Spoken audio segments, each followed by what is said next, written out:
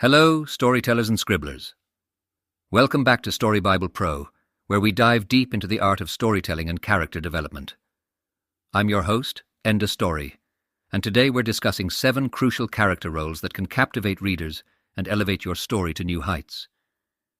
Have you ever wondered why some characters stick with you long after you've finished a book?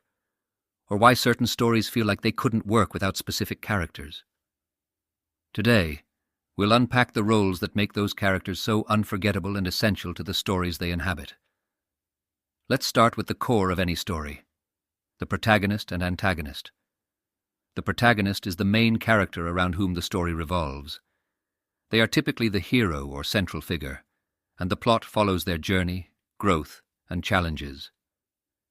The protagonist usually has a goal or desire that drives the narrative forward, facing external and internal conflicts along the way. This character doesn't just go through the motions. They undergo significant growth, face challenges, and drive the narrative forward. Take Katniss Everdeen from The Hunger Games. She starts as a survivor, a protector of her family, but through the series, she becomes a symbol of rebellion and change. Her growth is the heartbeat of the story. Another example is Scout Finch from To Kill a Mockingbird. As the protagonist, Scout's coming-of-age journey exposes the reader to the complexities of morality, racism, and human nature. Through her innocent perspective, we are guided through the moral dilemmas and injustices of her world, making her an incredibly powerful protagonist. Then we have the antagonist, the force or character that opposes the protagonist's goals. Cue the foreboding music in the background. In Harry Potter, Lord Voldemort serves as Harry Potter's primary antagonist. He embodies evil, power, and ambition, striving to conquer the wizarding world and eradicate those he deems unworthy. His ultimate goal directly conflicts with Harry's, and their battle forms the crux of the series' conflict. An antagonist is essential because it provides the conflict that drives the story. As an interesting push and pull, Moby Dick's Captain Ahab is both a protagonist and an antagonist of sorts. His obsession with the white whale, Moby Dick, creates internal and external conflict, pushing the narrative towards its tragic end. In The Great Gatsby, Tom Buchanan serves as an antagonist by embodying the societal forces and personal flaws that prevent Gatsby from achieving his dreams. He's not a villain in the traditional sense, but his actions and attitudes create significant obstacles for Gatsby, illustrating how antagonists can take many forms beyond just a straightforward villain. Next up, let's discuss the deuteragonist, the second most important character in your story. This character often supports the protagonist, but they also have their own narrative arc, and sometimes challenge the protagonist's views or actions. They can be a sidekick, a best friend, or even a rival who shares significant screen time or narrative focus. Take Dr. Watson from Sherlock Holmes. He's not just a sidekick.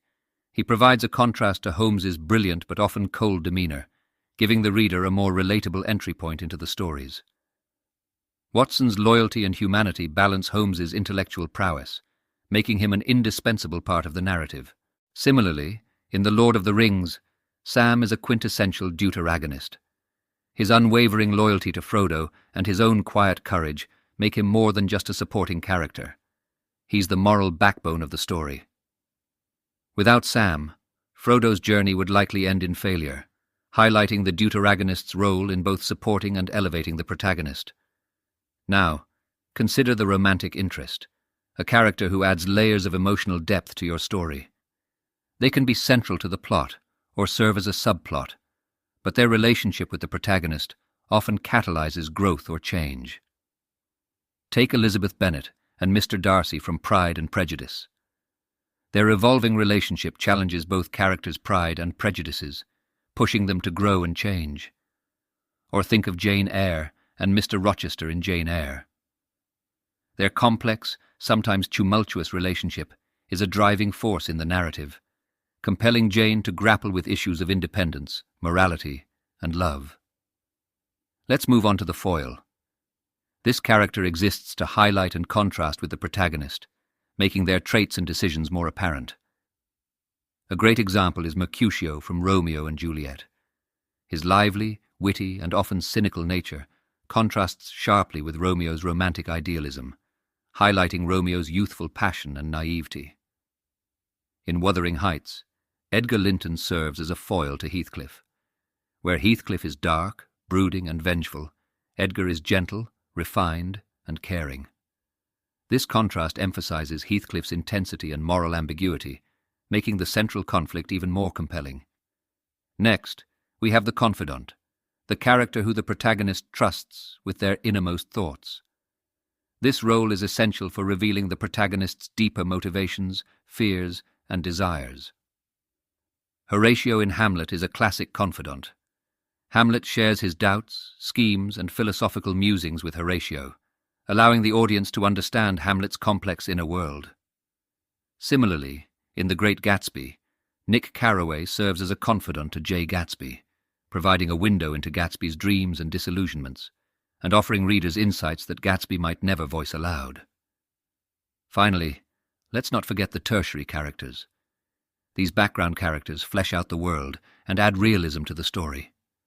While they may not drive the plot, they provide context and texture, making the narrative feel lived in and complete. Consider the role of the townspeople in To Kill a Mockingbird. Characters like Miss Maudie or Boo Radley contribute to the atmosphere and social dynamics of Maycomb, enriching the story's setting and themes.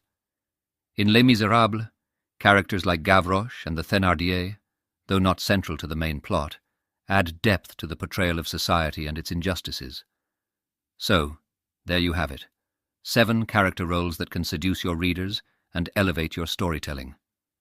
Each role, from the protagonist to the tertiary characters, serves a unique purpose in weaving a rich, engaging narrative.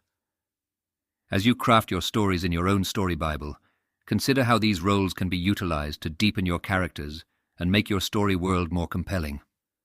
These roles aren't just boxes to tick.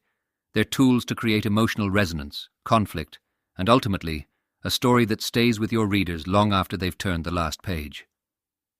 Thank you for joining me today on Story Bible Pro. I hope this exploration of character roles helps you in your writing journey. Don't forget to subscribe for more insights into the craft of storytelling. Until next time, keep writing, keep dreaming, and remember, every great story starts with a single word.